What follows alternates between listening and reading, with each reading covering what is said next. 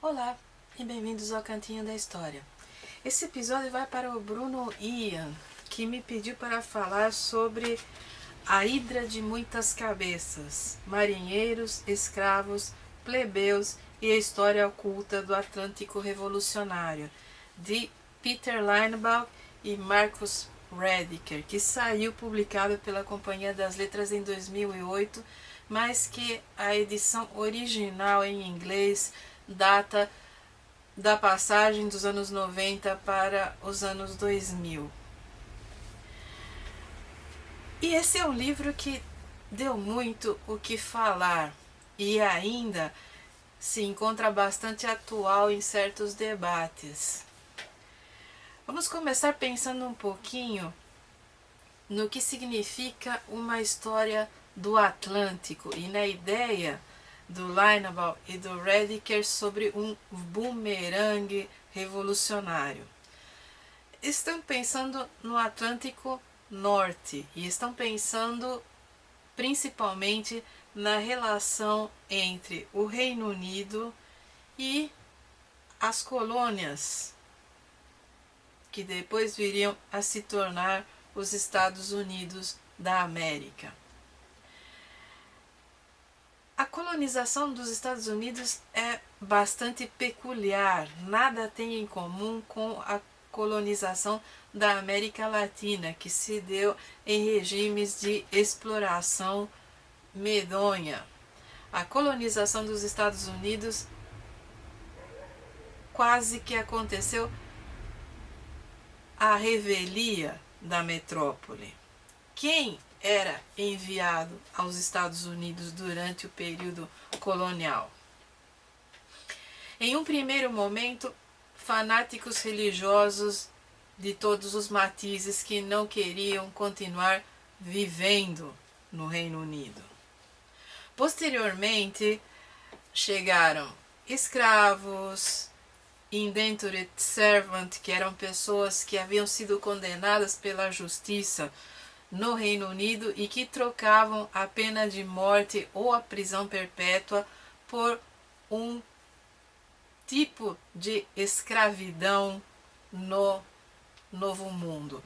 Quer dizer, você poderia comprar um indentured servant não nas mesmas condições que um escravo do tráfico transatlântico, mas você poderia explorar o trabalho de um indentured servant nas mesmas condições. A diferença é que se dava o comércio entre o sistema judiciário e o comprador. Há no livro do Linebaugh e do Rediker uma série de questões teóricas que muito nos interessam, porque um dos principais interlocutores é o Thompson. Linebaugh não aceitou o modo como o Thompson pensou o nascimento da classe operária britânica. E aí já vai minha primeira sugestão de leitura. O primeiro volume da formação da classe operária inglesa do Thompson, e que se chama A Árvore da Liberdade, é importantíssimo para entender o teor da crítica do Linebaugh. Além disso, e eu não tenho essa referência, mas existe um artigo bem antigo do Thompson que trata do século XVIII, luta de classes sem classes. Eu recomendo que você pesquise os acervos da Past and Present ou da New Left Review. E também veja as revistas da Ampu para ver se isso foi traduzido ao português. Quando eu li esse artigo na graduação, estava em espanhol em um volume organizado por uma editora na Espanha de textos esparsos do Thompson.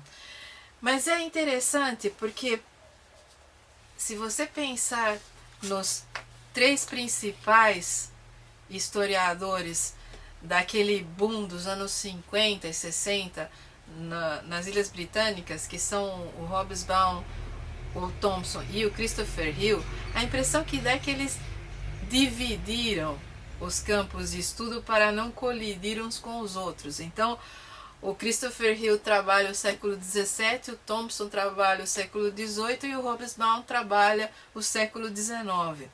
Mas em algum momento essas pesquisas meio que dialogam, principalmente nas questões teóricas. O que vai acontecer é que o Thompson dá uma espécie de gênese do proletariado britânico e a ideia de que a classe operária se fez no processo de tomar consciência. Ele está discutindo conceitos essencialmente marxistas. E durante muito tempo essa discussão se dava para pensar em luta de classes ou se dava para analisar as origens do proletariado num registro de tempo mais longo, manteve o Thompson e o Linebaugh bastante ocupados. O resultado é esse livro, A Hidra de Muitas Cabeças, em que Linebaugh e o Rediker discutem uma periodização mais longa. A ideia de que as origens do proletariado britânico estão nessa mobilidade que se dá no Atlântico Norte.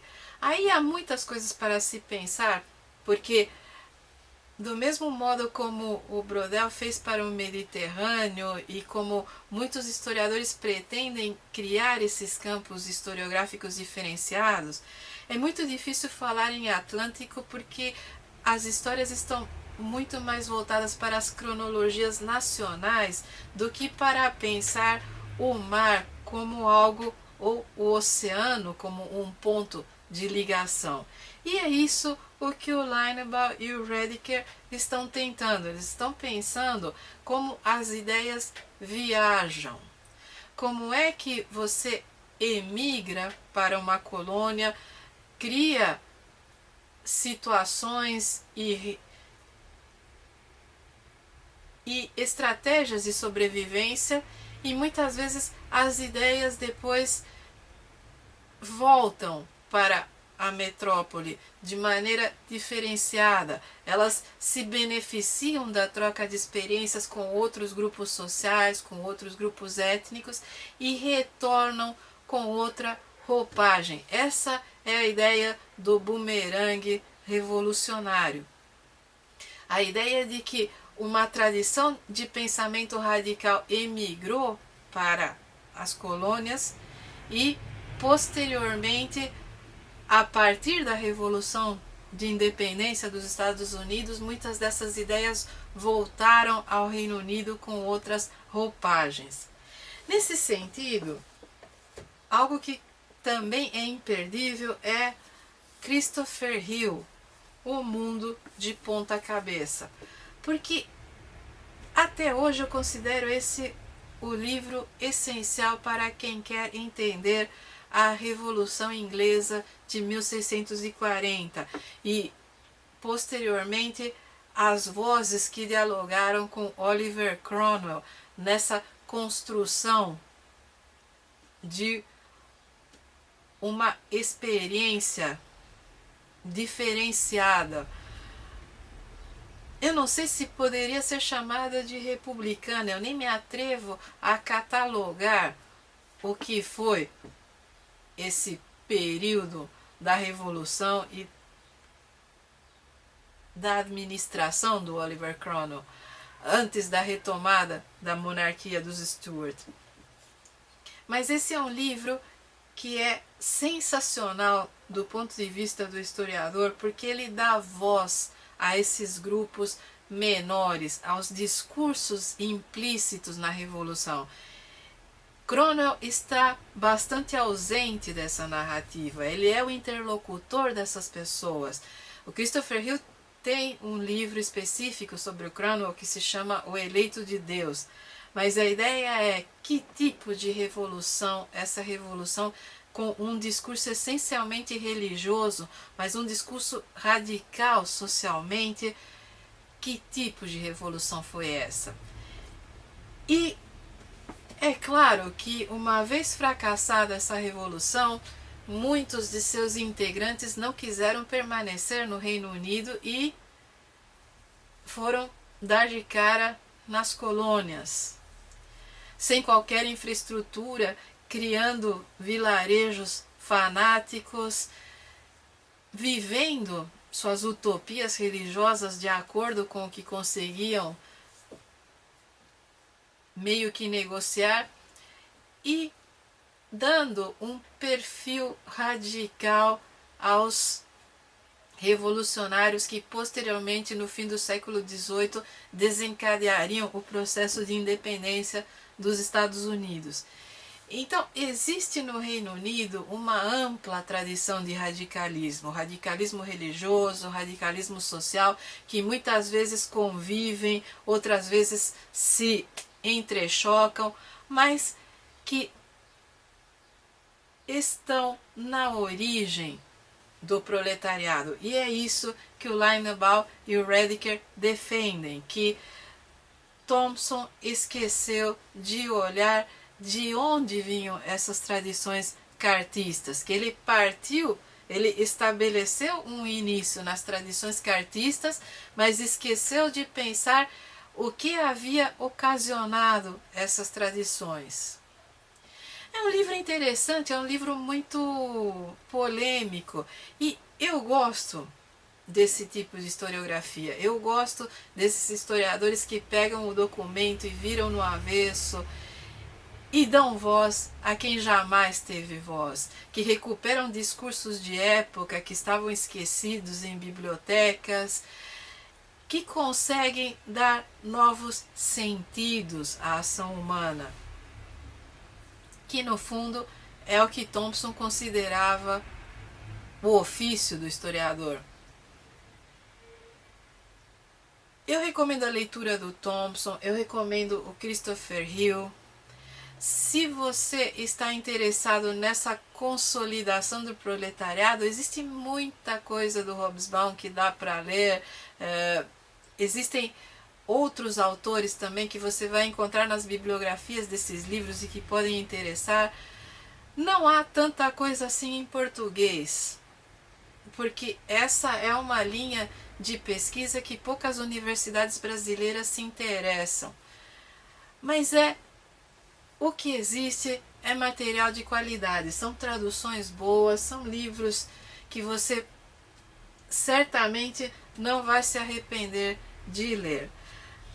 Com relação ao Linebaugh propriamente, procure, como eu já disse, as revistas Past and Present e a New Left Review, que são revistas científicas de história voltadas para esse pessoal da nova esquerda que surgiu nos anos 70 e onde se encontram as principais questões teóricas e os diálogos entre o Thompson e esses historiadores dessa geração tão original, tão interessante de se ler.